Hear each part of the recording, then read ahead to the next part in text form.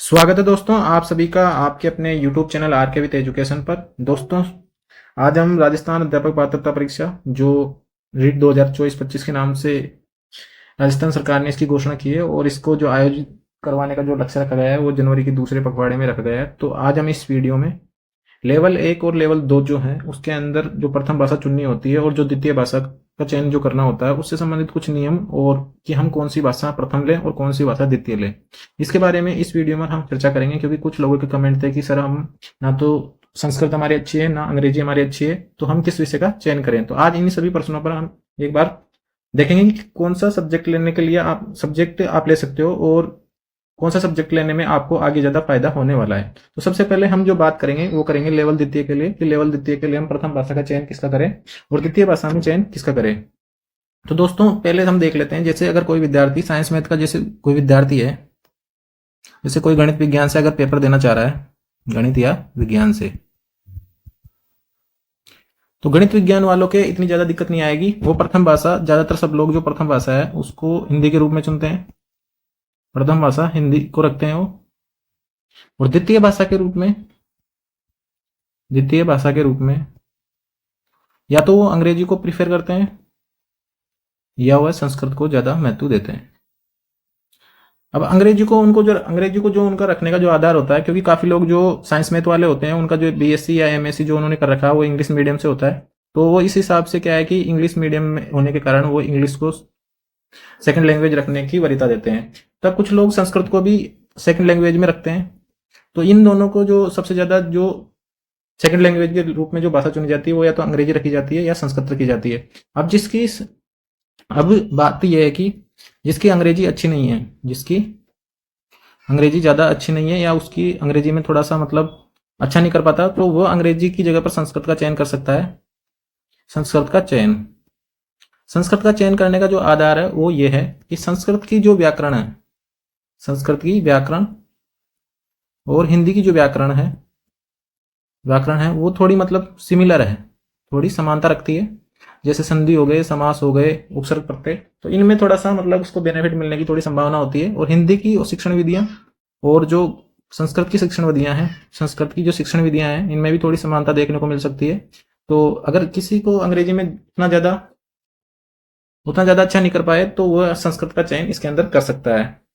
ये हुई दोस्तों गणित विज्ञान वालों के लिए। अब जो हमारे पास में सामाजिक या जिसके पास आर्ट्स है या सब्जेक्ट लैंग्वेज सब्जेक्ट है, सामाजिक ज्ञान, वो जैसे सामाजिक ज्ञान वालों को मतलब आर्ट्स में जो भी है उनके पास सबको 60% तो इसके हल करने ही है सामाजिक के। तो इनके लिए जो मान लो यदि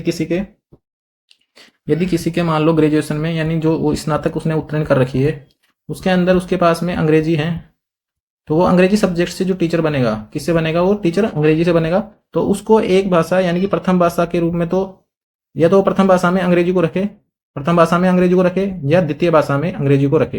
यह नियम है कि भाई उसको एक न एक भाषा के रूप में अंग्रेजी को तो चयन करना ही पड़ेगा। तो अगर कोई चाहता है कि भाई मैं अंग्रेजी से आगे जाके अध्यापक बनूं तो उसको अंग्रेजी तो एक लैंग्वेज के रूप में लेनी पड़ेगी। इसी प्रकार यदि कोई संस्कृत से किसी के ग्रेजुएशन में अगर उसके संस्कृत है तो उसको एक भाषा संस्कृत रखनी पड़ेगी अगर वो संस्कृत से अध्यापक बनना चाहता है। तो इसी प्रकार से यदि जैसे किसी के पास उर्दू है या फिर और भी जैसे अन्य थर्ड लैंग्वेज हैं, जैसे उर्दू हो गई, पंजाबी हो गई, गुजराती हो गई, सिंधी हो गई, इन सभी विषयों में से उसको अगर वो उसी सब्जेक्ट का टीचर बनना चाहता है तो उसको एक भाषा के रूप में ये चीज रखनी पड़ेगी।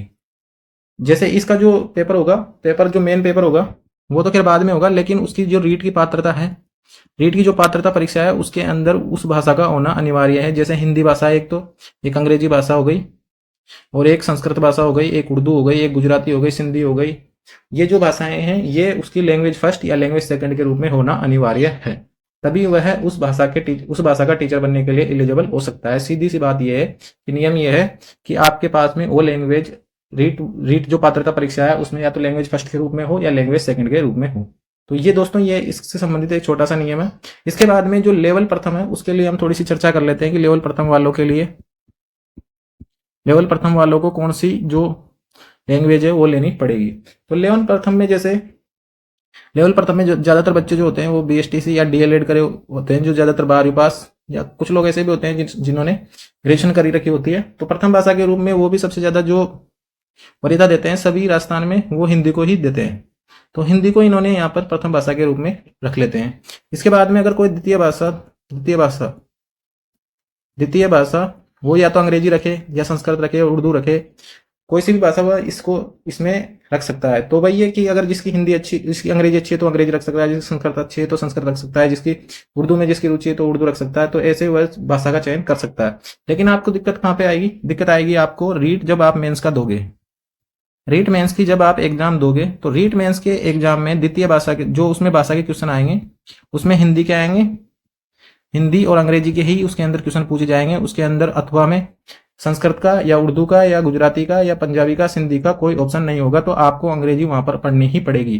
वहां पर जितने भी आपके टीचिंग मेथड है वो अंग्रेजी में पढ़ने पड़ेंगे। तो आप कोशिश ये रखें कि द्वितीय भाषा के रूप में अगर आप अंग्रेजी लेते हो, लेवल प्रथम वालों के थोड़े से लिए फायदेमंद हो सकती है। क्योंकि अगर आप अभी अंग्रेजी भाषा की जो टीचिंग मेथड वगैरह व्याकरण है वो अभी पढ़ लेते हो आप, तो आपको जो मेंस की जो एग्जाम होगी, रीट मेंस की जो एग्जाम होगी, उसके अंदर आपको अंग्रेजी में, इंग्लिश में मतलब जो इतना मतलब ज्यादा फिर से पढ़ने की आवश्यकता नहीं होगी। क्योंकि अगर आप अभी संस्कृत रख लोगे भाई, अगर आप अभी संस्कृत रख लोगे तो आपको अभी तो संस्कृत में पढ़ना पड़ेगा, फिर बाद में आपको इंग्लिश पढ़नी पड़ेगी। तो उससे अच्छा ये है कि आप इंग्लिश को ही ज्यादा प्रेफरेंस दें। क्योंकि इंग्लिश उसके अंदर इस पे काफी मतलब विरोध भी हुआ था रीट मेंस के सिलेबस में। जब संस्कृत उर्दू ये नहीं मिली तो उन्होंने बोला था कि हम ऐसे कहाँ तक चेंज करेंगे और हमारे पास में इसका कोई ऑप्शन नहीं है। और उन्होंने इंग्लिश को ही प्राथमिकता दी है और इंग्लिश को ही उसमें शामिल किया है।